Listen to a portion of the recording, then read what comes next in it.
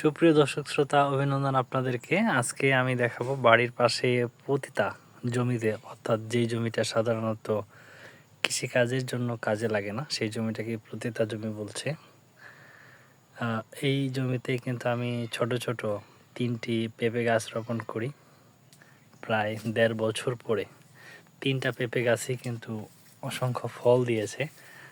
সবচেয়ে মজার ব্যাপার হচ্ছে, আজকে আমি এই 3টি পেঁপে গাছ থেকে প্রথম কোনো ফল এবং পাকা সংগ্রহ করতে যাচ্ছি। এটা সবচেয়ে বেশি আনন্দদায়ক যারা বৃক্ষরোপণ করেন, গাছ লাগান, বিশেষ করে ফল গাছ, তাদের কাছে এটা খুব মজার বিষয়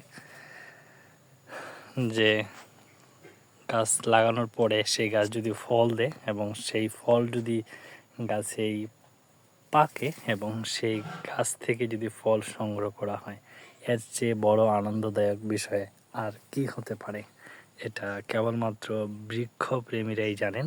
তো আজকে আমি সেই বিষয়টি দেখাবো। আজকে এই 3টি পেঁপে গাছের মাঝখান থেকে, যেটা একবারে মাঝখানে পেঁপে গাছ, সেই গাছটা কিন্তু পেঁপে পাকছে এবং সেই পেঁপেটা কিন্তু আজকে আমি কাটার জন্যই আসছি। এই হলো সেই পেঁপে। ইতিমধ্যে সেই পেঁপের সাথে কিন্তু সেলফিও করা হয়েছে। যাই হোক, এই পাকা পেঁপেটাকে আমি কিছুক্ষণের মধ্যেই কাটবো। আপনাদের সবাইকে নিমন্ত্রণ এবং দাওয়াত থাকলো এই 3টি গাছের মধ্যে মাঝখানের পেঁপে গাছের একটি ফল পাকছে, সেই ফলটি খাওয়ার জন্য।